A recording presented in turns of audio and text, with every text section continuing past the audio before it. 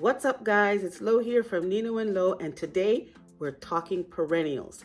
I've compiled a list of 12 perennials that I grow in my garden, and I'm going to tell you all about them. So without further ado, let's get to it. So guys, this is part 2 of my 12 favorite perennials. I had split the video up in 2 parts because I felt that it was going to go on for too long. So I've already recorded part 1. I'll put the link in the description below. So let's take a quick recap of part 1. Number 1, we had hostas. Number 2, rudbeckia. Number 3 was gaillardia.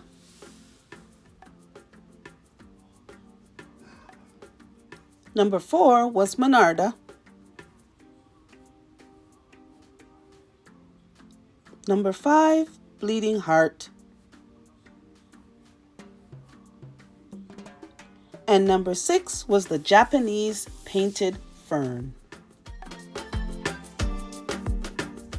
So let's dive into part 2 of my favorite perennials, starting with number 7. Now the next one is a favorite of mine. It's the Gooseneck Loosestrife. Now this plant, to most people, is a weed. It has an invasive root system. It's spread by rhizomes. It can be quite vigorous, and it can take over your garden if you don't keep it in check. It grows between 12 to 18 inches long and maybe about 30 to 45 centimeters high, and it has tons of these sweet little star-shaped little white flowers, and they're kind of bent to resemble a gooseneck, hence the name.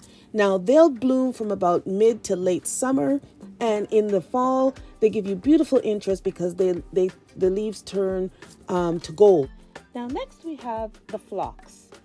The phlox can be grown in full sun or a little bit of partial shade, but they produce more flowers when they're grown in full sun. They're hardy in zones 4 to 8. They will bloom for you throughout the season, from spring right through summer. They come in a variety of colors, and they grow between 6 inches and 4 feet high, depending on the variety that you choose. Now these plants, they attract bees, butterflies, and hummingbirds, and normally they don't require pruning, but you can pinch them if you want a bushier plant. Deadheading is also a good idea to prevent early reseeding and to keep your plant blooming all season long. Now be mindful that this plant is also can be susceptible to powdery mildew. Now the next perennial is definitely a crowd favorite, and that is lavender. Now lavender is part of the mint family. It's hardy to zones 5 to 8. It's a small shrub that usually grows maybe about 20 to 24 inches tall and wide, and it definitely needs full sun. It just loves unkept soil, so you don't really need to add too many amendments to this soil because it almost does better with crappy soil. The oils that it gives off has all sorts of properties: antiseptic, anti-inflammatory. It can help to heal minor burns, and the smell from the dried flowers is amazing. Now those flowers typically start blooming as early as May, depending on how mild your summers and winters are, and you'll continue with those flushes throughout the summer. After the first flush, you just cut it back, and you can get a second flush, sometimes even a third flush. The Coreopsis, or otherwise known as tick seed. This plant is hardy from zones 4 to 9. They can be yellow, orange, rose, lavender, white, even bicolored flowers. They grow to about 2 feet wide and about 2 feet high. They definitely love the sun, and they're very drought tolerant. So you can kind of put them into, maybe a rock garden or something. The bees love these plants, and so do the butterflies. And this plant, like I said, will bloom right through spring until frost. And deadheading will keep the plants nice and showy with blooms, and they're very easy to start from seed. Echinacea, or more commonly known as the purple coneflower, are hardy perennials that are hardy to zone 3 to 8, depending on your variety.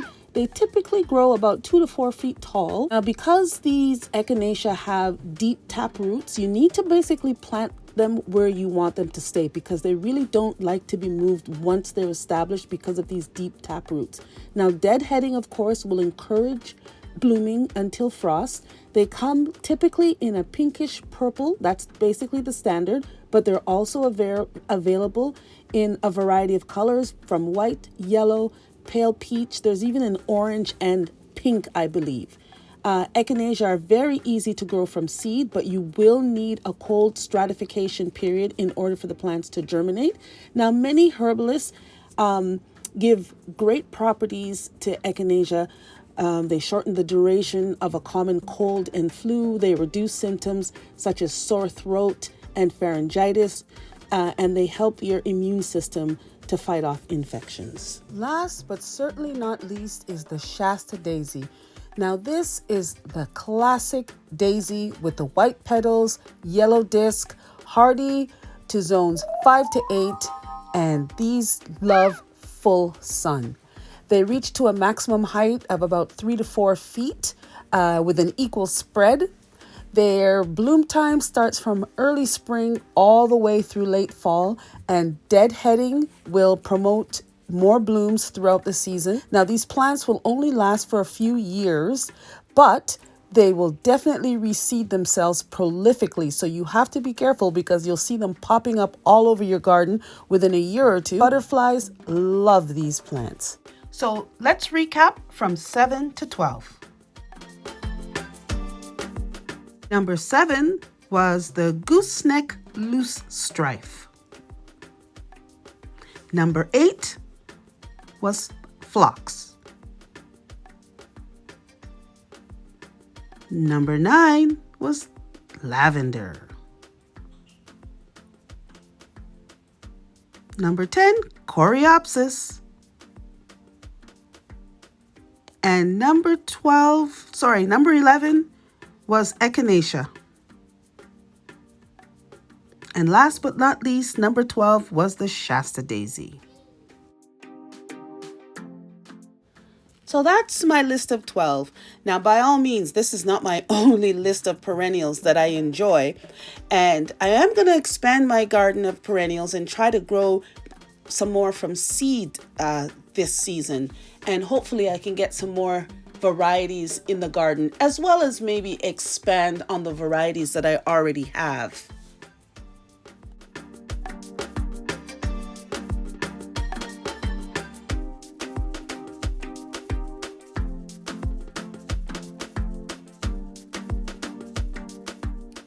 So that was my list of 12. What did you think? Do you have some of those in your garden as well? I bet you do. Anyways, guys, that's it for me. Like, share, subscribe. You know the drill. You can give me a thumbs up if you enjoyed what you saw. Take care for now. Bye-bye.